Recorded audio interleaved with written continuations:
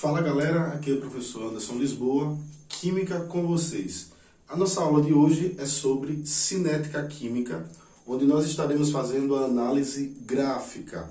A análise gráfica, ela resulta em estar analisando se uma reação ela vai ser exotérmica ou se uma reação ela vai ser endotérmica. Esses dois gráficos, ele apresenta o comportamento de uma reação em liberar calor ou absorver calor. Então, quando uma reação química ela libera calor, ela vai ser classificada como uma reação exotérmica. Quando ela absorve calor, ela vai ser classificada como uma reação endotérmica. Diante disso, nós estaremos vendo esse comportamento que uma substância apresenta em ser exotérmica ou ser endotérmica através do gráfico. Nós podemos ver se a reação ela vai ser exotérmica ou endotérmica quando nós observamos a equação que representa a equação, ela vai ser a parte simbólica que vai representar a reação química e nós podemos identificar na própria reação se ela vai ser uma reação endotérmica ou se ela vai ser uma reação exotérmica. Quando nós partimos para o gráfico, por isso que nós estaremos fazendo a análise gráfica, nós vamos entender se essa reação ela é uma reação exotérmica ou ela é uma reação endotérmica, através da análise gráfica. Observe aqui comigo esse gráfico. Ele está representando uma reação exotérmica. Agora, por qual razão é que esse gráfico ele representa uma reação exotérmica?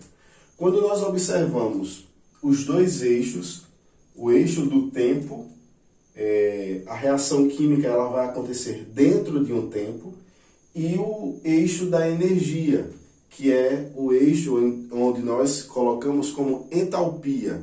Essa entalpia que está relacionada à energia, ela vai estar demonstrando se a reação ela vai estar ganhando ou se ela vai estar perdendo energia. Então, nesse caso aqui, vamos estar analisando cada ponto relacionado à energia. Nós temos aqui a energia 1, energia 2 e a energia 3. A energia 1, ela mostra o início da reação. Nós temos aqui dois reagentes, que é o A2 mais B2. Esses dois reagentes, eles vão entrar em contato e eles vão também apresentar afinidade, porque são as duas condições para uma reação acontecer, o contato entre os reagentes e a afinidade química entre também esses reagentes. Não haverá uma reação química se não houver o contato e também se não houver a afinidade. Então, essa afinidade, nós justificamos que é quando existe o contato entre substâncias diferentes e que esse contato resulta numa nova substância. Então, isso só acontece porque existia ali entre os dois reagentes uma afinidade química. Então, A2 mais B2, apresentando esta afinidade química, ela vai resultar no início de uma reação. Então, essa reação ela vai acontecer na direção da esquerda para a direita. Nós temos aqui em E1 os dois reagentes e em E2 nós já temos o produto. Porém, para sair dos reagentes e chegar no produto, existe um percurso que essa reação ela desenvolve. Então, esse percurso nós podemos identificar na própria representação gráfica. Então, nós vamos observar que essa reação, quando ela inicia, ela só inicia porque, primeiro, existiu aqui uma energia de ativação. Então, o que é energia de ativação? Energia de ativação é a energia mínima necessária para uma reação ela poder acontecer. Então, só vai acontecer a reação entre A2 mais B2 se uma energia mínima for fornecida e essa energia for justamente a quantidade necessária que os dois reagentes eles precisam para poder acontecer.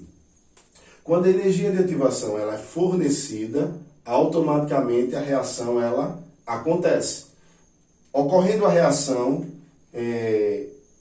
os dois reagentes eles vão atingir o E3. E o que é que representa o E3? O E3 representa o complexo ativado, que é justamente no topo da parábola, é onde vai estar o complexo ativado. Então, o que é que representa o complexo ativado? Ele representa um momento instável e intermediário. Ou seja, esse momento instável e intermediário é quando os dois reagentes eles começam a quebrar as ligações entre eles e formar novas ligações para ocorrer a formação do produto. Então, nada mais que vai estar acontecendo aqui é que eu tenho A2, então existe uma ligação entre A, e B2, onde existe também uma ligação entre B e B. Só que no complexo ativado, essas ligações que existem, elas começam a se romper, ocorre o rompimento entre A, B e B, e começa a ocorrer a formação da nova ligação entre A e B. Então é nesse momento intermediário e instável. Por que instável? Porque as ligações entre os reagentes elas começam a formar e as ligações entre os próprios reagentes elas começam a se romper, para daí já haver a formação das ligações entre A mais B. É quando resulta na formação do produto 2AB. Esse 2AB, ele encerra aqui no E2. Ou seja, a reação ela começa em E1, passa por E3 e termina em E2. Então, esse E1 que nós apresentamos, ele representa aí a entalpia inicial. Então, essa entalpia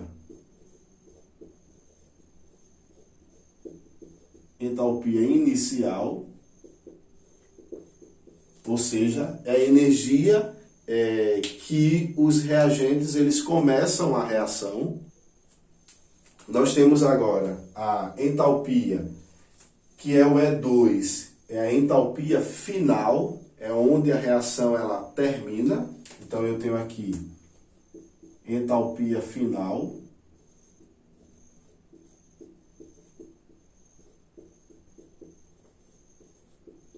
E nós temos aqui o E3, que é o complexo ativado. É o momento intermediário onde os reagentes estão quebrando as ligações que eles apresentam e formando novas ligações. Então eu tenho o E3, o complexo ativado. Nós podemos encontrar dois valores. Nós podemos encontrar a energia de ativação e a variação de entalpia. Por que que essa reação ela é considerada exotérmica? Ocorre liberação de calor, liberação de energia. Então a gente precisa visualizar isso no próprio gráfico. Então nós podemos dar valores para essas três, as duas entalpias e o complexo ativado. Nós podemos dizer que a reação ela começa com 20 kJ e termina com 5 kJ. Mas podemos também afirmar que ela atinge aqui 30 kJ. Então eu tenho o momento em que ela começa a reação, no momento em que a energia de ativação foi fornecida, no complexo ativado ela atinge 30 kJ e quando ela termina essa reação, ela termina com 5 kJ. Fazendo o cálculo da variação de entalpia, nós podemos comprovar pelo resultado do valor de ΔH que, sendo um valor negativo, isso representa que a equação ela é uma reação de fato exotérmica. Se o valor de ΔH ele der positivo, a reação ela é endotérmica. Então, utilizando a fórmula do valor de ΔH, nós temos a variação de ΔH, que é a entalpia final menos a entalpia inicial. A entalpia final, nesse caso, ela termina com 5 kJ. Então, utilizando a fórmula da variação de ΔH, nós temos 5 kJ, que é o valor com que ela termina essa reação, porém ela começa com 20 kJ. Fazendo essa operação, nós temos aí uma subtração. Mais e menos subtrai dá o sinal do maior. Então, fazendo a operação, nós vamos ter um valor negativo, que nesse caso vai dar 15 kJ. Essa variação negativa significa que é o valor que a reação ela perde desde o seu início até o seu final. Desde o momento em que os reagentes começam a interagir até a formação do produto, a reação libera 15 kJ, ou seja, ela perde essa quantidade de energia. E através dessa fórmula, nós podemos entender também que a reação de fato ela é uma reação exotérmica, porque toda reação exotérmica, o valor de ΔH é um valor que é menor do que zero.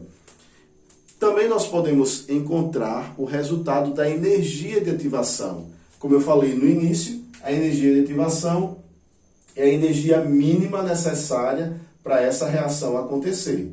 Então, nós podemos encontrar qual foi o valor utilizado para essa reação ela poder iniciar. Então, a fórmula da energia de ativação, então a energia de ativação ela é igual à energia do complexo ativado menos a entalpia dos reagentes. Então, eu tenho a energia do complexo ativado, que corresponde ao valor de 30 kJ, tá? Então, a energia do complexo ativado é igual a 30 kJ menos a entalpia dos reagentes. Quem é que corresponde aos reagentes? Que a entalpia inicial é o meu E1.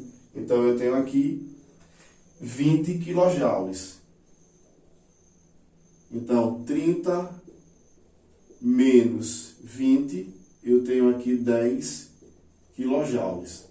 Esses 10 kJ correspondem justamente ao valor que foi necessário ser fornecido para que essa reação ela pudesse acontecer. Se esses 10 kJ eles não tivessem sido fornecidos, a reação de forma alguma, ela poderia acontecer. Então, essa é a representação para uma reação exotérmica, onde nós podemos observar que ela começa com uma quantidade de 20 kJ, mas termina com 5.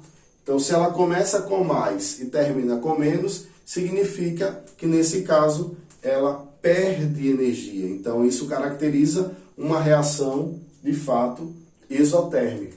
E também nós podemos identificar, através do valor de ΔH, que realmente a reação ela é exotérmica, porque o seu valor final ele é um valor menor do que zero, ele é um valor negativo. E também nós identificamos qual foi o valor fornecido, que é a energia de ativação, para que a reação ela pudesse acontecer. Então, nesse caso, nós identificamos aqui tanto a variação de ΔH para uma reação exotérmica, como também a energia de ativação. Já em um gráfico de uma reação endotérmica, que é o que nós estamos representando aqui, nós vamos ter também a entalpia inicial, que é onde os reagentes eles começam a interagir. Nós temos aqui A2 mais B2. Nós temos a entalpia final, representada por E2, que é onde ocorre a formação dos produtos. E nós temos o E3, que é o complexo ativado, que é o momento intermediário, onde A e B começam a estabelecer as ligações, ou seja, é nesse momento que nós chamamos de intermediário e instável, porque é onde as ligações estão se quebrando e formando também novas ligações. Então, nesse caso, nós temos um momento intermediário no complexo ativado, representado por E3. Nós temos aqui a representação de valores, ou seja, essa reação ela começa com 12 calorias, termina com 27, então significa que ela aumenta a sua quantidade, e no complexo ativado, ela atinge uma quantidade de 44. Então, isso significa que no momento em que está no complexo ativado, é o momento em que apresenta o ponto máximo em relação ao valor energético. Então, nós podemos agora fazer o valor, fazer o cálculo para encontrar o valor de ΔH, e aí nós podemos comprovar que realmente essa reação ela é endotérmica. Percebemos no gráfico que ela é endotérmica, porque ela começa com 12 e termina com 27. Então, de fato, ela aumenta a sua quantidade de energia. Mas também, através dos cálculos, nós podemos comprovar que realmente essa reação ela é, de fato, endotérmica. Então, para comprovar, nós vamos estar utilizando a fórmula da variação de entalpia, que representa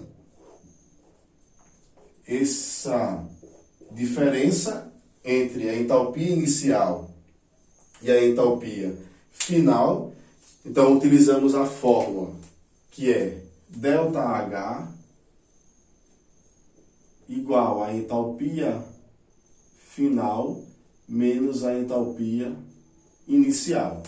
O ΔH nós vamos ter como entalpia final 27 calorias. Então, ΔH igual a 27 calorias menos 12 calorias.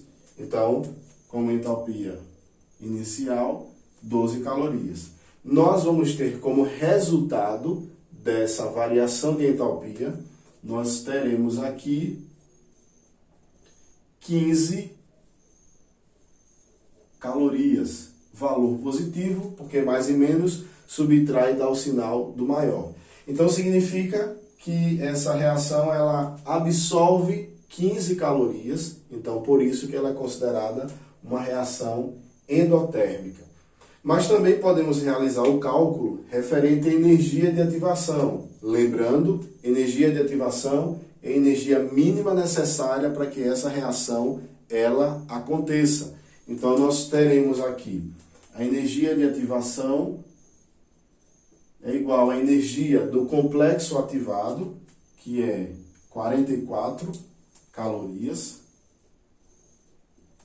menos a entalpia dos reagentes, que são 12 calorias. Então, a energia de ativação, ou seja, a energia que foi fornecida para essa reação ela acontecer, nós encontramos no momento em que nós fazemos a subtração da energia do complexo ativado, que é o ponto intermediário, menos a entalpia dos reagentes, que nesse caso são 12 calorias. Então, nós vamos encontrar aí, nesse momento, 32 calorias. Então, esse foi o valor fornecido para que essa reação ela pudesse acontecer. Se essa reação não tivesse esse valor fornecido, essa reação ela não aconteceria. Então, galera, finalizamos aqui análise gráfica da reação endotérmica, reação exotérmica, realizando os cálculos da variação de entalpia e da energia de ativação. Então, um forte abraço e até a próxima.